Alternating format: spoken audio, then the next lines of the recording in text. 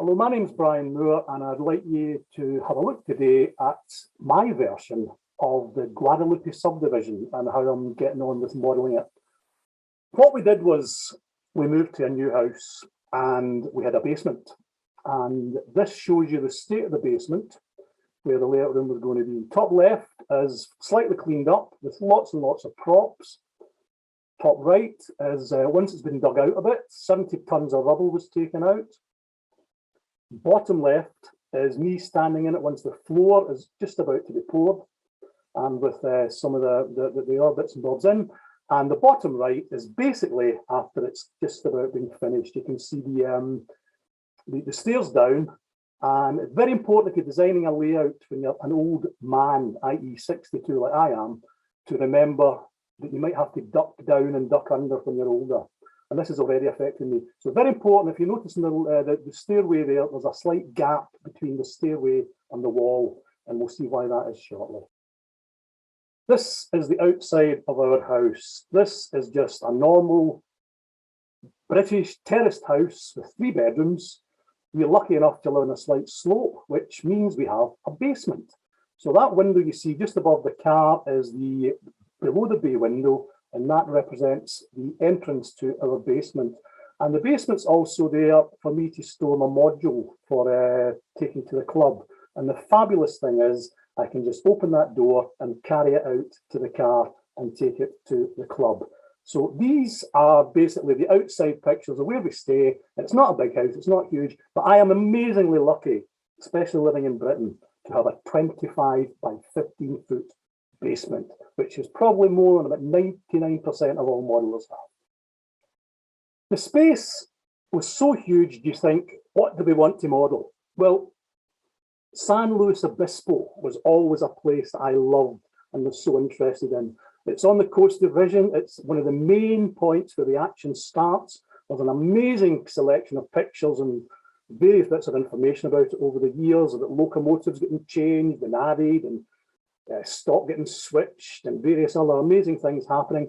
And it's such an exciting place to model. But then you look at it, if you want to do it even half accurately, it's about 2.5 miles long. It's almost straight. That tiny circle in the middle is a turntable and a roundhouse. And that in itself would mean that probably there's about 30 brass engines at least you're going to have to buy, never mind the rest, in order to make this a viability, even if you had the space. I've not got a tennis court. I've only got 25 by 15 feet.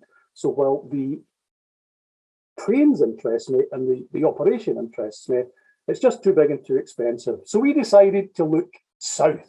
We went to the Guadalupe subdivision, which stretches south from San Luis Obispo down the coast. Firstly, though, it's important to think about how we got here. I model the Southern Pacific. I do module stuff as well, as I said. And I developed my ideas for how to build stuff by building a module called Quisling.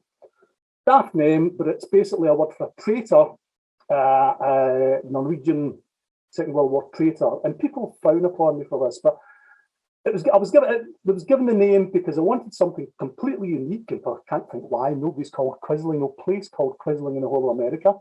And also I felt a traitor because I'd abandoned a couple of ideas before I went on the Quisling idea. So here we have Quisling. It's built on foam board. It's using Pico points and track. And you can see the idea. It's straight through. It's 24 feet long. And I carry it to the club each week in that car I just showed you through the door. And Quisling, it was useful, and it still is useful, to play and operate for the 1980s and onward stuff that we use at the club. But also I wanted to develop the ideas of modelling the 1950s for the layout I was eventually going to build at home. So here we are, another couple of pictures of Quisling. And down the bottom, we can see the Guadalupe, the Quisling turn, doing it switching down one end. And it provides so much operation. And you can see the corn syrup siding at the bottom left there, the depot, the house track. So much of this was influenced by me with Charles Lang's pictures of the 70s and 80s, which I get so much inspiration from. And the top picture is Quisling back in 1954. You get the idea, just by changing the cars and the stock, it looks almost 1954. And this is the Coast Mail going through it. And I was using Quisling to start basically getting an idea of what Guadalupe would work like. And we used Quisling in order to work out how we could operate a similar thing at Guadalupe.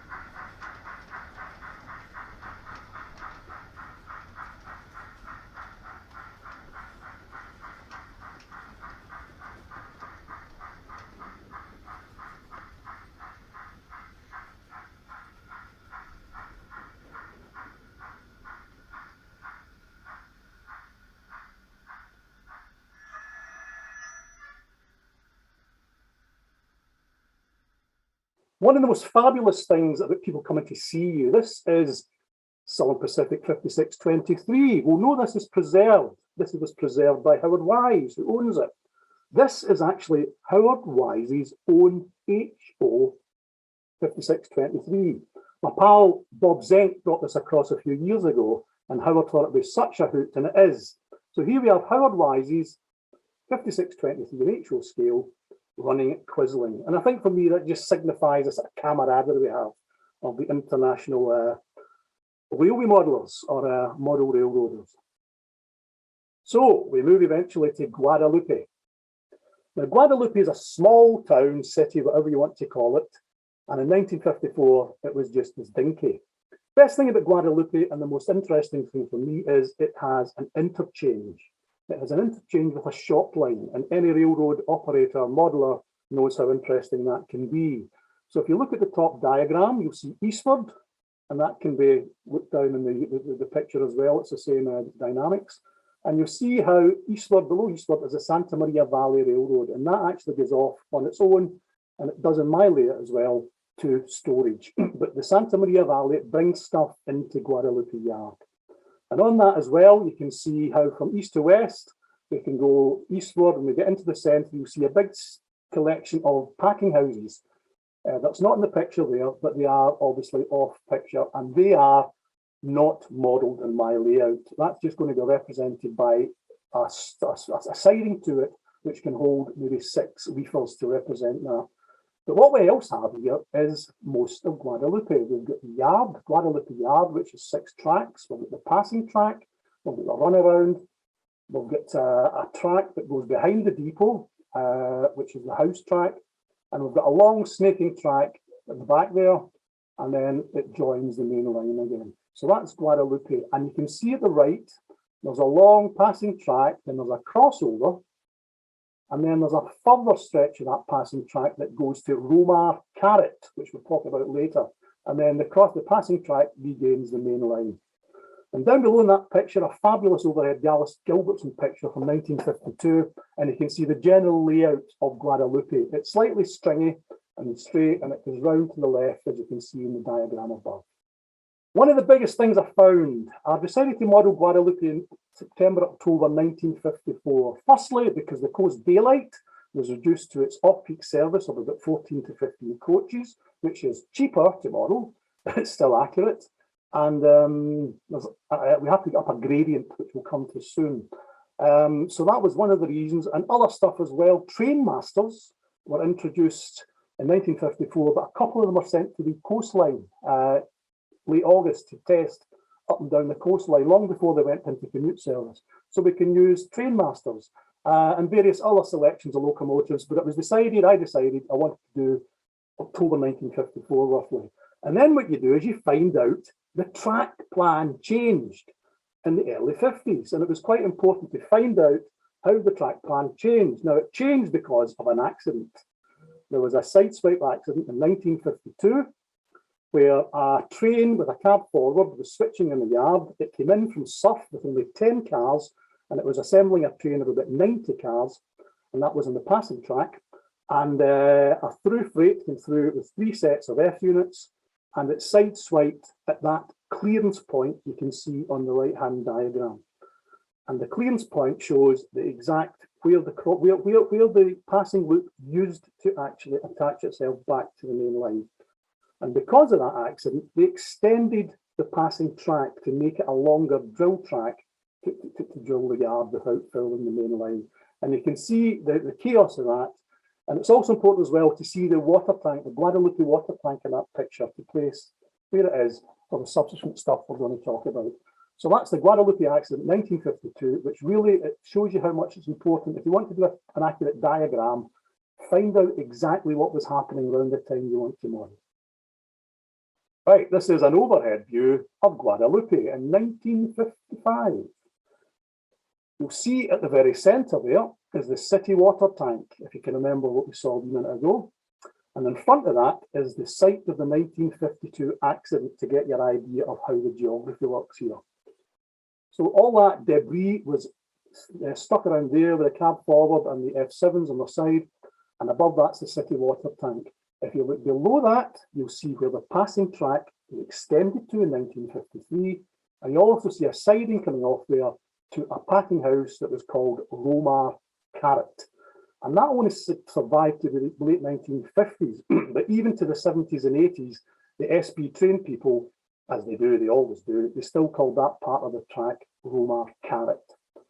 If you look up the top left, you'll see the depot. These big black things are the trees behind the depot. They were cut down in 1955, and they signify, it's quite easy to find the depot on maps because of that, on overhead maps. And you can see the depot in front of it, and you can see a train, which is on the main line probably, or the passing track. And that shows you the overall idea of Guadalupe. Slightly off picture to the left is obviously the rest of the packing houses, and we'll come to them soon.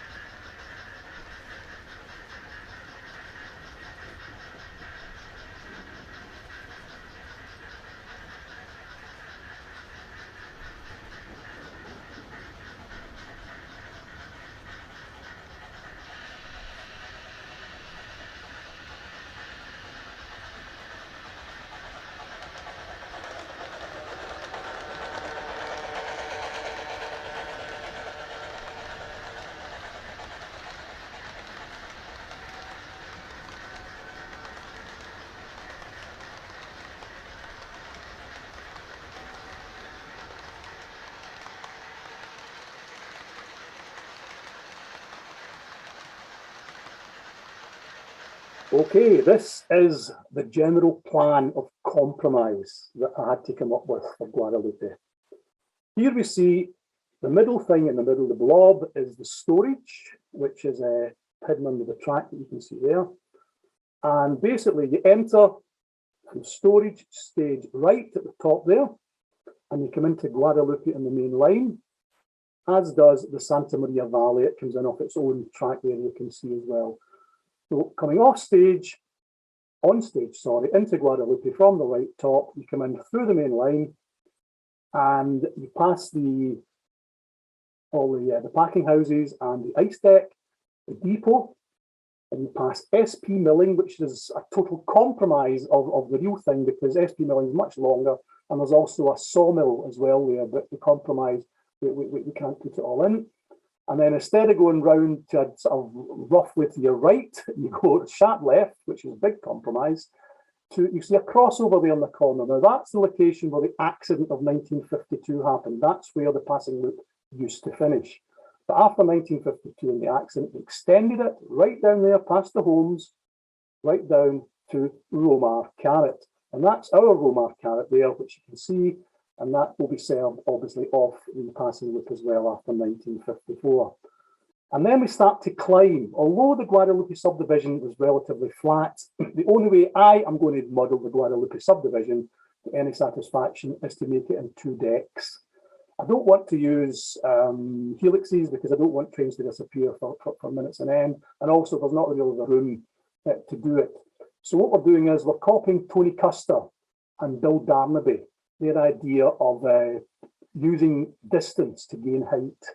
And what we're doing is here, we're going up a 1.5% grade right up to the next deck. So it starts to rise, and as you can see, it goes behind the stairs. That's very important. When the builders came here, I want a wee space between the stairs and the wall. Why do you want that, Brian? Because I want it. So we got it. So passing by there, it's rising to 45. The initial height off the floor is 39 inches, but by the time it gets under the stairs, it's 45. And then it comes to the passing loop, which is going to be calendar. That's going to be called the calendar passing loop, which is totally straight. But again, in ours, it has to be totally different. So the calendar passing siding is round there. It goes around the duck under, which the dispatcher is going to sit under eventually. And it passes right up to the very upper deck. And we're going to talk, the upper deck isn't built yet, but we're going to talk about that later. Here we have a diagram of what Guadalupe looked like in 1954. The top one shows it exactly what it was like. You can see the yard, you can see the depot, SP Milling, a long building there on the bottom left. There's a lumber yard, a Romar Carrot. You can see all that stretch of packing houses there. You can see the icing platform, and you can see the Santa Maria Valley Railway going off to the top right. The middle one is the SPINS document. This is the early 70s. The Southern Pacific used to give these to crews so they could sort out where they were going to spot cars and pick up cars. And it's only diagrammatic, but you can see how it works with the same thing as the picture above you. The only addition to this all over all the gears is, if you look at the top left, you'll see a wee track numbered 0735, and that was a trailer offloading track that we put there in the mid-60s. But otherwise to that, it's exactly the same as the picture on the top. Now, the bottom picture shows what we've done. We've modified it. We can't do 5-yard tracks, we've only got 4. It's half the size of the real yard, it's the way it goes. The other thing we've done is the packing house lead you can see at the top, that's slightly differently off the runaround, and that can take 6 reefers. And that's where, when we're doing operations, the loads and empties for the rest of the packing houses are stored there. But the rest of the track you see there, every single switch and point and location, although some of it's a lot smaller, every single track, apart from that other yard track, is present in our version of Guadalupe.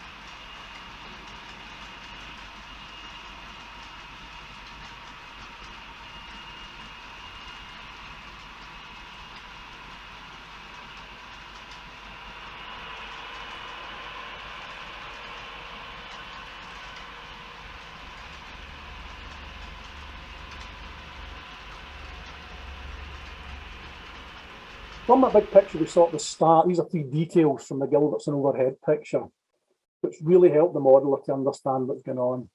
Now, the edge of my baseboard, you can see the trees there, is very luckily just in front of the trees, between the trees and the back of the depot. Now, it would be pretty ridiculous trying to operate with trees in front of you anyway. So these trees, obviously, we don't model, but they're there anyway. But the trees represent the back of my baseboard with the Guadalupe yard facing in front of you. I'm not modelling that water tank either, and that's slightly off stage. But in front of the water tank and to the right, you can see the water plug, which is there. And in Guadalupe Yard, you can see it's pretty full of lots of reefers, that middle picture. You can see the sawmill, and you can see lots of reefers parked everywhere. You can see tank cars for Guadalupe, for the Santa Maria Valley Railroad, and you can see lots of box cars as well, mostly 50-foot box cars. And the lower picture is a building that is to the right, sorry, to the left of the Guadalupe Depot. I don't think it was ever rail served, even though it's got some hatches there. But the most interesting thing about this, you look at it, it clearly says Guadalupe, but we don't know what words are underneath it. And you think, how on earth can you actually try and model that? What did it say? How do you find out what it said? So we had a bash at it, and I did get big. First, I just put Guadalupe stuff to it, but then it was annoying me, so I had to find out a bit more about what it was. And me and Bob Zenk did this for me, which was fabulous. I got an overhead picture, 1956, and zoomed in, and I saw it did say Guadalupe, but there's a wee circle on it I didn't understand, and there was some numbers. But then we worked out that it was actually the location of Guadalupe on a map. Why was it there? Because in the Santa Maria Valley, during the war and afterwards, they had an Air Force base where they used to train pilots for the war. Probably still do, I don't know if they still do. And I'm sure, follow your way to the station if you get lost, and there on the roof are the coordinates to get back to where you want to go. And you can see the wee dial, the two wee pointers there. So we are at some point going to do that properly on the roof of that building. Guadalupe Depot is quite bespoke. Now, American model builders release excellent kits for the Type 22 Depot. But anybody who knows anything about Type 22 depots, they are all different. And research involves doing research, obviously. And what I decided to do, because there's quite a lot of compromise in my layout, get the depot as accurate as you can. Concentrate on the depot, make it look as good as you can. It's a total showstopper. People will always look at the depot, they'll think how fabulous it is. They don't look as much at other stuff if you get one showstopper. So I've tried very hard to make the depots look good. And contrary to popular opinion, I get so many people telling me it was much dirtier than you make it. Well, there's a picture, top left, 1954, spotless. It's green, the shingles are green in the roof. It's just been painted, it's fresh as a daisy, and it's clean. And you can see the trolleys on the left there for the baggage, probably for the coast mail when it comes in. We'll forward a few years to 1959. The top right is an Ernest Haas picture I got. It was on eBay, and I just did this is a crop of it, I'm afraid, on eBay. It's slightly naughty, but look at it. It's fabulous. It's got a bit more unkempt, 1959, but that's the coast mail stopping there, and you can still see the trolleys. The trolleys are there, so obviously it's still a working depot. Fast forward to 1968, the bottom left picture. Bobby Zenk was 15, I think, when he passed by here in the observation coach, and he put his camera out the observation coach as he was passing by, and that's Guadalupe Depot, 1968. It's still looking okay, but clearly the baggage trolleys are gone and all of that stuff, and it's been used more as a sort of maintenance away and just for various bits and bobs. And then you can see the last picture, the Charles Lang picture from 1974, I think that is. A bit ramshackle, the train order signal's still there and working, as are the train order stands, but it's just fallen to bits, and it gets chopped down and taken away probably just about 6 months after that picture. Other side of the depot, again, you've got the Charles Lang picture on the left, which shows you 1974. Excellent to train order stands. The black and white one is an amazing picture from 1949.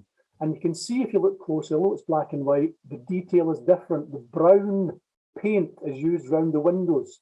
The toilet block that's been built on the front of it there below the sign That's got brown round it. And again, if you're modelling 1954, which I am, if you look to the model below it, my Depot 1954 didn't have the brown, it was simpler painted.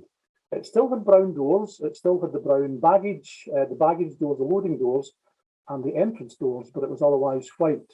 And you'll see in Charlie Lang's picture, it's still getting a bit more basic.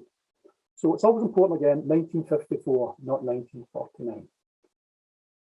This is it getting built.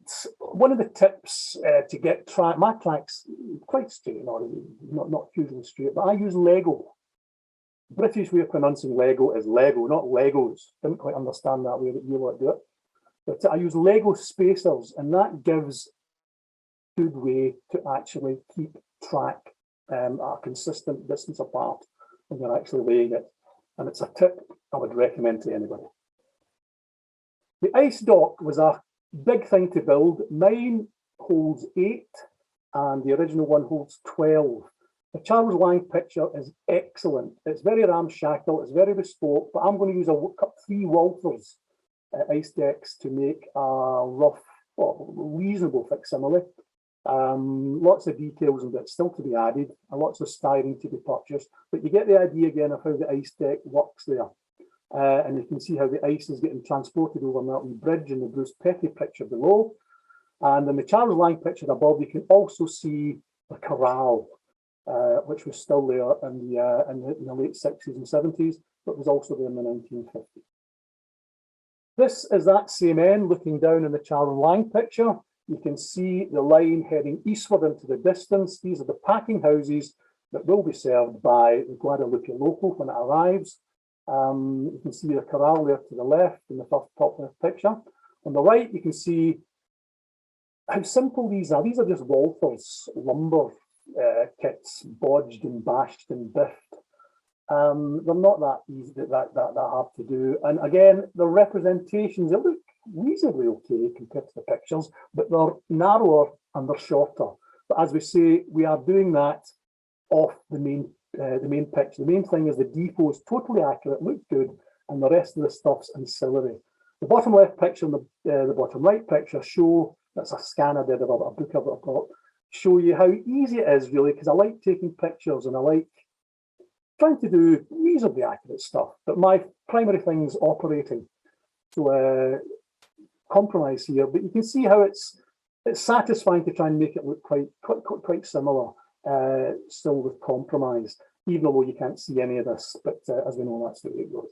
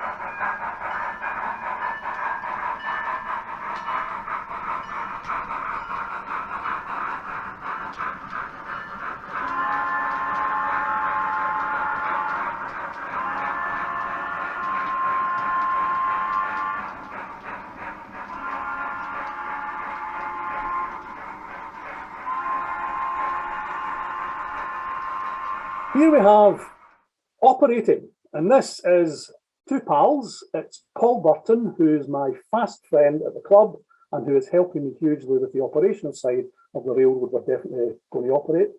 And that's Tony Thompson, who visited us with his wife Mary a couple of years ago to come and play. And that's Tony operating Southern Pacific 2829, 280, and the Guadalupe local. And you can see how it operates there. You can see that building that Paul and Tony are in front of is the green roofed building with the Guadalupe name on it. That's Tony have on it. You can see the depot at the very bottom of the picture where Tony is. And you can see above the picture to the top left where the next level is going to be. That is Oceano. Oceano is going to be above Guadalupe when we build it. Downstairs there, you'll see Tony's view or any operator's view of the depot, and you get the idea of the background and the distance. It's all very simple. There's one less passing, so one less yard track there, but you can do most of the things you can do in Guadalupe Yard. And you can see the 6 reefers there in the lower picture. That's the route to the pretend packing houses behind. And you can see that's just a stub, but we can switch reefers to there. Oceano, as we saw, is the next level, that's the level upstairs. This is a much simpler place to model than Guadalupe. And we hope to do it probably at 3/4 to real size and scale, which is fabulous. We're not going to model the fruit packer at the very bottom there. We're going to slice that off and still what we had before in Guadalupe. A couple of, maybe a foot of track that you can place reefers there that will be served by there when you're operating. So you see the main line, it's got a house track above it, it's got a reservice track to Fellin and Taylor, and it's also got another track to Oceano Celery. And below it, the main line, you've got Pismo Oceano Vegetable Exchange and SP Milling on these 2 tracks there. And we are going to be modelling that hopefully in the next 6 months. This is Oceano again. You can remember from the wee track diagram you just saw. From a video on YouTube, you can see it coming in. There's the main line with the daylight in it. This is 1952. So you can see to the right, the left of the daylight there in the grass, that's the house track that leads to Fellin and Taylor as well. On the right of the daylight is a water tank, or 2 water tanks. They get taken down in 1952-53. So I don't have to model them, frankly. And again, it's always so worthwhile doing research. To the left of the right of the water tanks, you'll see SP Milling, which I think we don't know for certain, but SP Milling became the General Box Company, I think sometime in the 50s or 60s. Don't know for certain yet. And then it bumped down completely. So it's always good researching. So you get the idea of Guadalupe there, it's like Oceano, and you can see Oceano, the very idea and the bare boards of the track laid for the idea, and it is hopefully going to look quite realistic. Here we have Oceano, again, modelling it. From the bottom, we have my version of Oceano, which we'll talk about a little bit more later. And you can see Roy Platt was there in 1962. He took amazing pictures, which are so useful. So you get Oceano 1962, completely unchanged. You've got reefers there outside the packing house. You've got reefers stored as well. And in the top picture, you can see from the other direction, that's heading in the other way, and you can see the packing house to the right, and you can also see SP Milling, which became General Box Company on the left, and the 2 serving tracks there. Research is at the centre of everything, and I can't abide these people who say, can you tell me what this is? Can you tell me what that is? I can't afford to buy a book. And then next week you see them with 3 new sound equipped engines for the price of 600 quid. No, thank you. You have to do research. Books are the most important things of all. And I've scraped through and bought, and God knows what I've done to actually get in the last 15, 20 years, building up a good compendium of books that I refer to all the time. I'm also a member of the Southern Pacific Historical and Technical Society, which is a must for Southern Pacific modelers. And I also get their fabulous magazine every quarter too, which is great. You can see what I'm talking about depots here. This is my version of Oceano compared to the real Oceano depot, which still exists, albeit in a slightly different location. And again, it pays to do the detail. This is again an AMB kit, which has been quite substantially modified, but again, it's quite easy to do. It's about just like sticking stuff together. And it just gives me happiness again. It's it's accurate, it looks accurate, it works. There's a few hiccups in it, but centralise that in your thoughts, look at it, and you don't really see if there's any huge big issues with other parts of Oceano. Well, that's my hope anyway. Depots.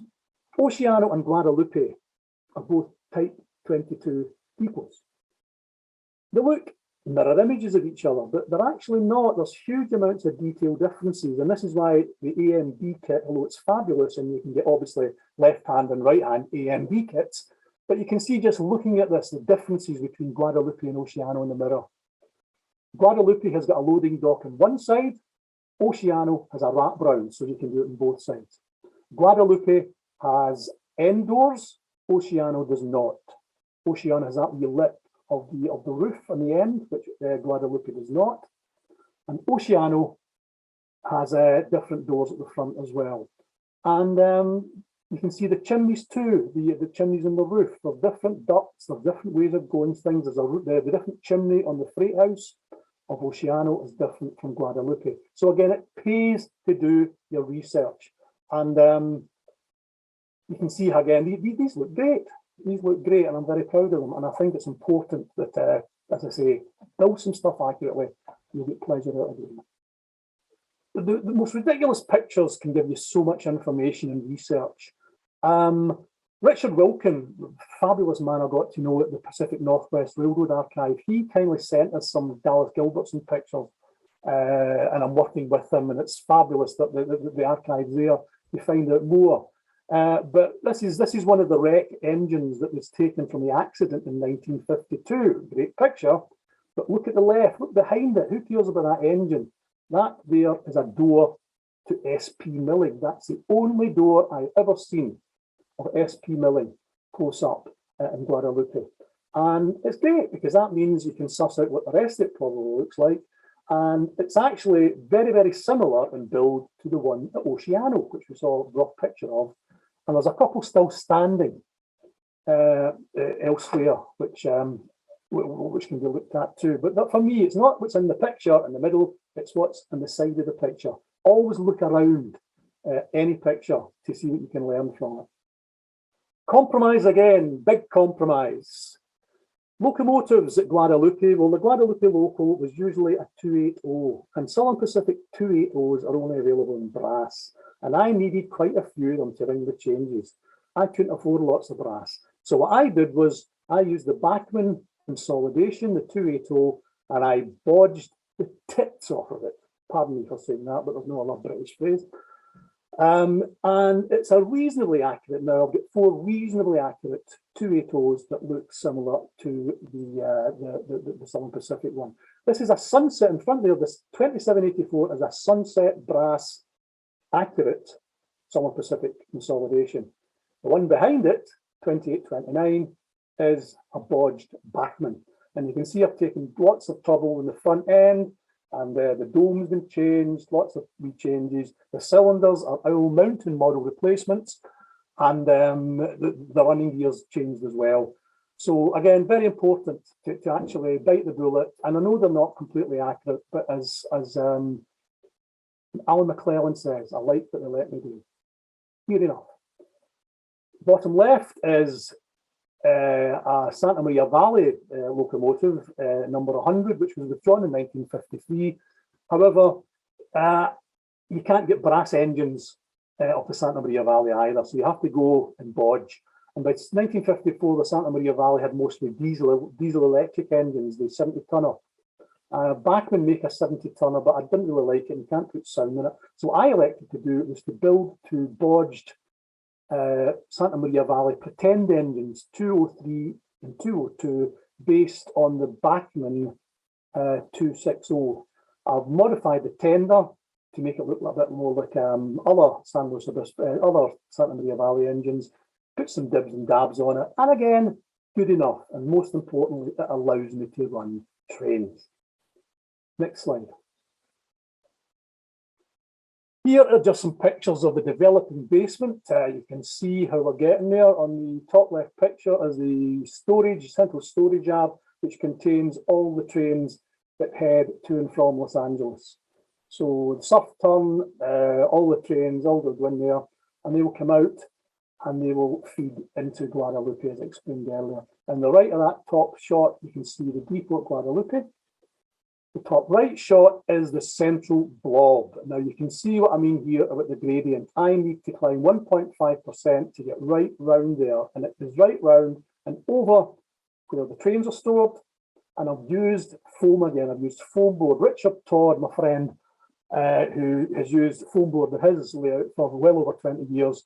Again, it's an inch foam board. I used 2-inch foam board for Guadalupe, copying my Quisling, but this is inch thick foam board because it has to be thin, and it's fabulous. It's so easy to build with, and that will compromise me no way at all. I think it's light and easy, and it will work. So it's lots to do there. This is just planning it and getting the gradient right. So basically then, the trains will come out of Guadalupe, past Roma Carrot, go right up under the stairs, right round the loop there to Calendar, through Calendar, and then up to the top level, finally to Oceano. And you can see in the bottom left picture there, the storage yard below it. How it all works. That's Central Valley storage at the outside with lots of loops, return loops for the trains for the Los Angeles side of stuff. And then on the bottom left, you can see, although there's no tunnels at all in the Guadalupe subdivision, that is my tunnel that's going to go in because we have to get the train behind the stairs. That's from my friend Jim Elliott. Jim Elliott, ex-dentist, made these Southern Pacific Donner Pass tunnel mouths and sent some to me so many years ago. And it's a delight to me that I'm going to be using them there. The handrail's obviously going to go when we start doing it, but I'm going to have tunnel mouths there. I'm sorry to say for any completely accurate modeler, but we're going to have tunnels in the Guadalupe subdivision, and that's going to allow me to take some nice pictures as well. Here we have some more. You can get the idea again of how it's all working and how the slopes all happening. Top left picture, you can see at the very top right there, top left, how it curves around to top level for getting to Oceano. On the top right picture, we'll see Calendar. That's the passing siding at Calendar.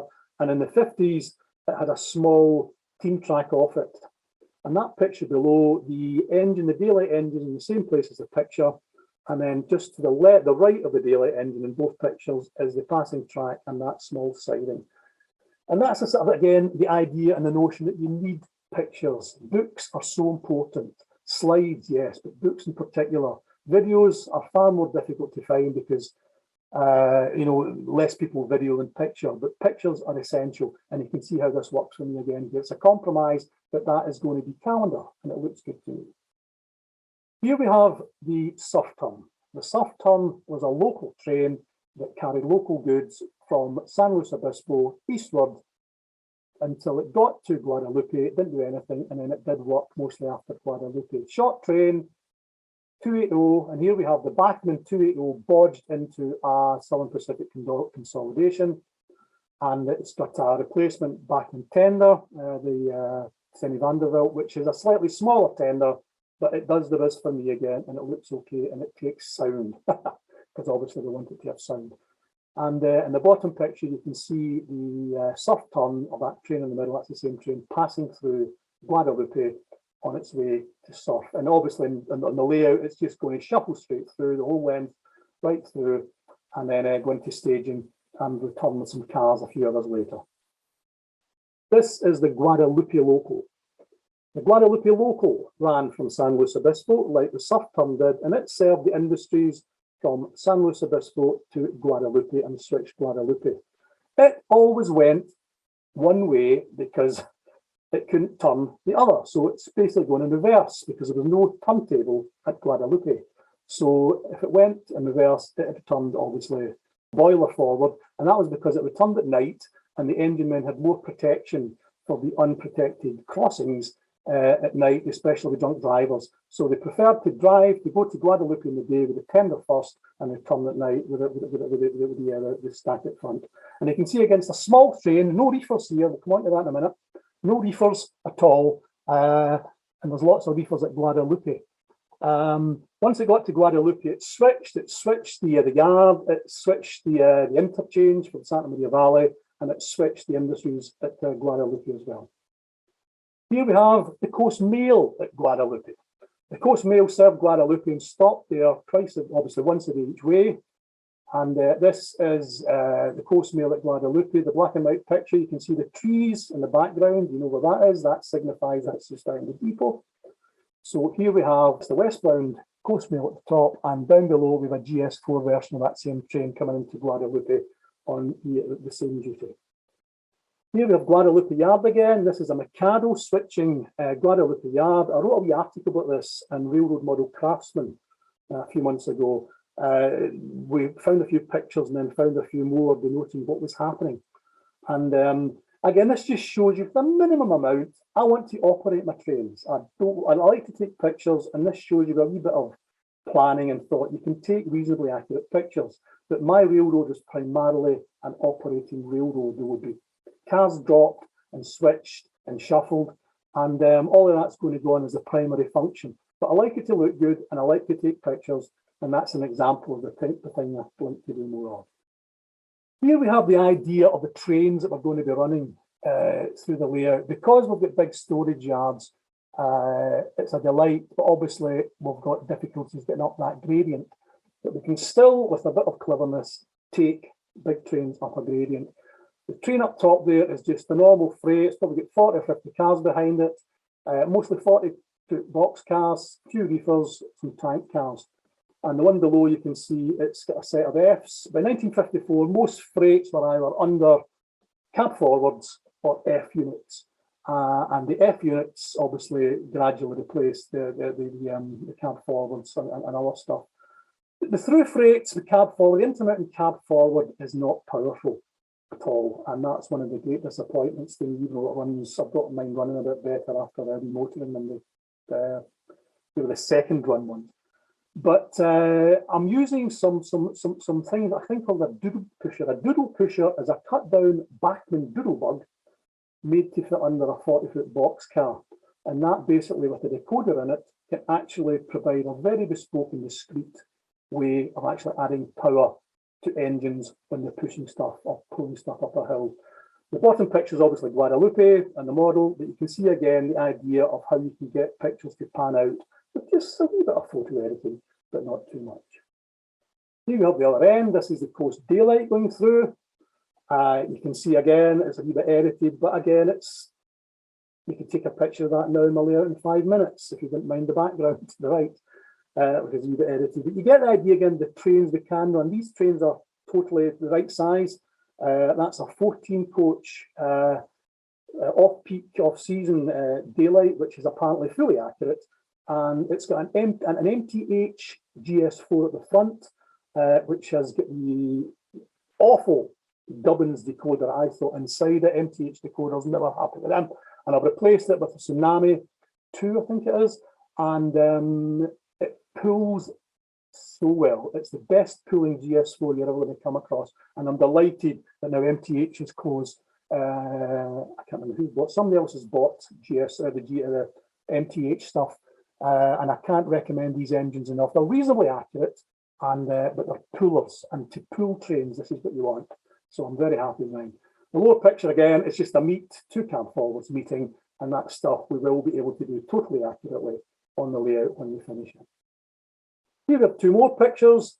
Again, this is of course daylight coming in again, an action picture, which I just like because it's just a nice picture, and it gives you that idea of what you can do again.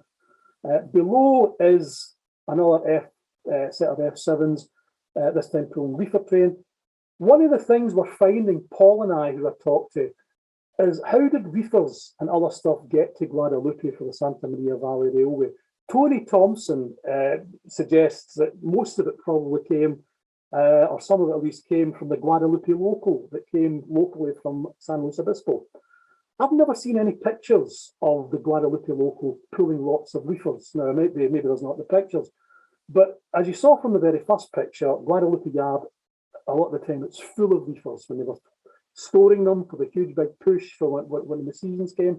So I totally of the opinion that Guadalupe had delivered of it from the main line when required, reefers, blocks of reefers, and I would imagine they'd probably come in maybe in the morning, so that the Guadalupe local, when it arrived, mid-afternoon or early afternoon, could switch them and put them places. So we are going to, when we start operating when the layout's complete.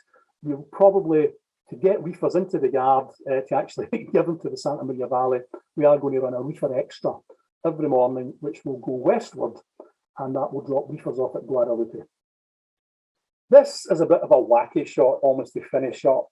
As you know, my friend Bobby Zenk, he's very involved in SP9010, the Kraus Maffei engine that Howard Wise is supervising building. And my pal Rob Fern, who is helping with the rebuild, he lives in Plymouth. He's an engine driver, as they call him here, or an engineer, automotive engineer. And he owns some Kraus Maffei locomotives. This is one of them. This is SP9010. And it was tested in 1964. It wasn't tested in America. But in 1964, Goldfinger, James Bond, British 007. My name's Bond, James Bond. That is 007 with his Aston Martin, just after Goldfinger's filmed in 1964, with a Kraus Maffei 1964 locomotive with it as well. And again, it's wacky, but it shows off Guadalupe, and it means you can do daft stuff too. And it's good to get a wee bit of British, and Sean Connery being Scottish as well. It's good to get a wee bit of a prototypical action in there too. Finally, thanks very much for looking. I've got some various pictures and bibs and bobs on YouTube and on the photo site Flickr. And if you go into both search boxes on there, just put Brian Moore, Guadalupe into the search box for both, and you'll probably find stuff and you'll be solid gone, probably asleep or into next week. Thank you very much.